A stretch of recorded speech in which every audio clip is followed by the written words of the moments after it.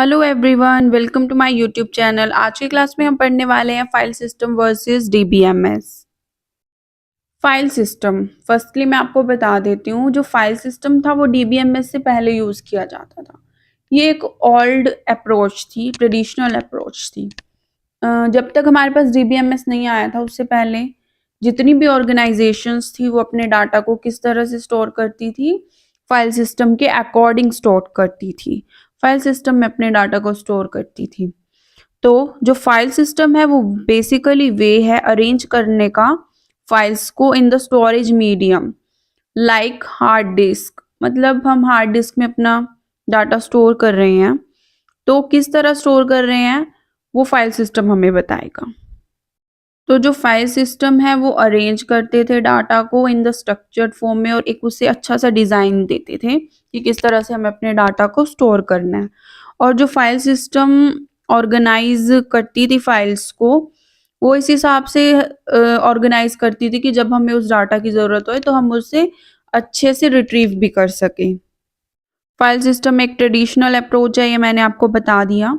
ये इसमें क्या था, बेसिकली ये डिसेंट्रलाइज्ड अप्रोच थी। डिसेंट्रलाइज्ड मतलब इसमें जो डाटा था, जो ऑर्गेनाइजेशन बना रही है, सिर्फ वही डिसाइड करती थी कौन कौन से यूजर इस डाटा को देख सकते हैं, कौन कौन से नहीं।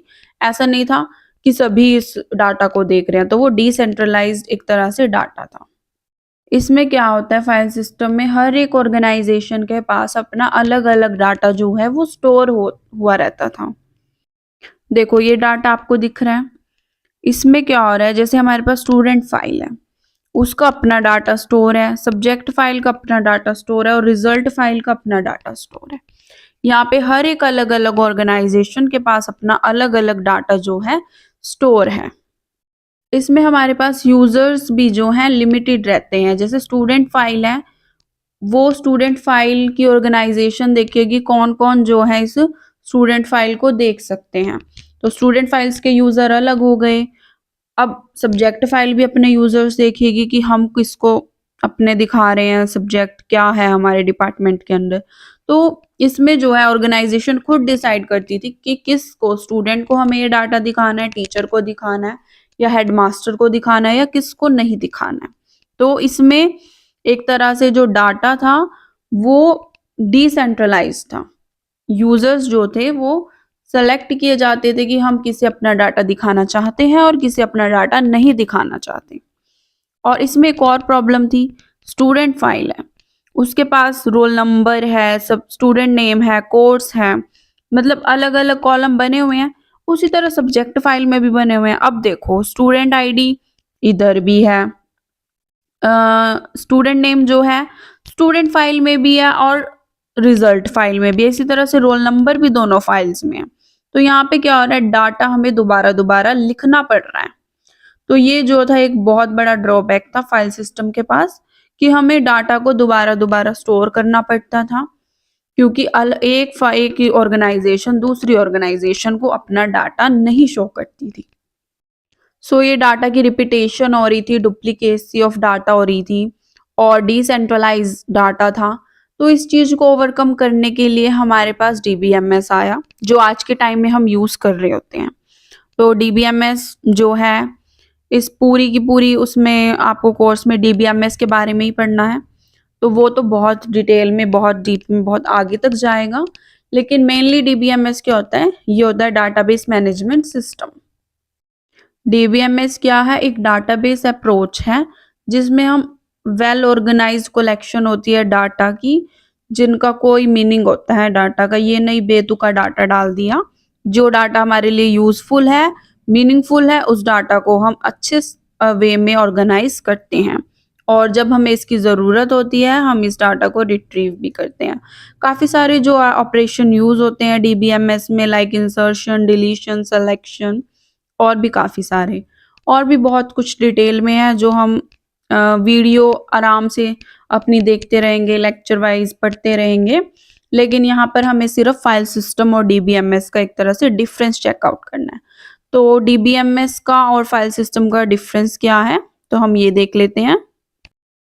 नाउ फाइल सिस्टम में क्या होता है, redundant data can be present in the file system. Redundant meaning क्या होता है, मतलब जो डाटा बहुत रिपीट हो रहा है, डुप्लीकेसी ऑफ डाटा, उसे हम रिडंडेंट बोलते हैं। तो फाइल सिस्टम में तो मिलता है, एक डाटा को बार बार अलग अलग ऑर्गेनाइजेशन सेव कर रही है, लेकिन डीबीएमएस में ऐसा नहीं होता।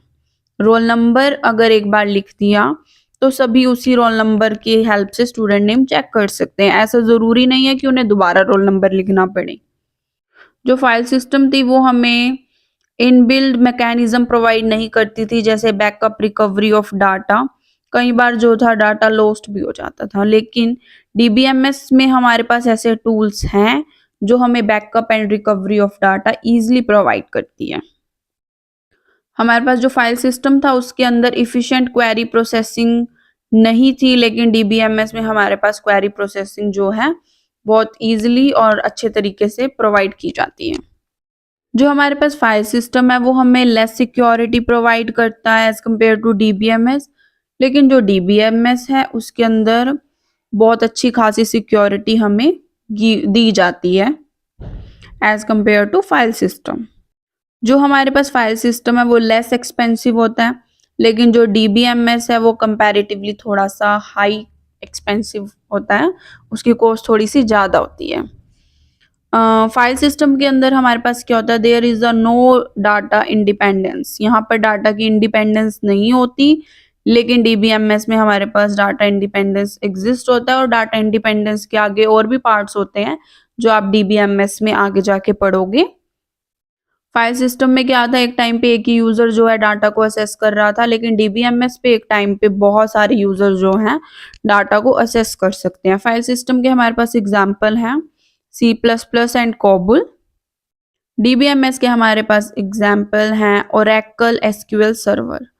होप सो आपको जो ये वीडियो है इसके अंदर हमारा जो फाइल सिस्टम से रिलेटेड आपके डाउट्स थे वो क्लियर हुए होंगे।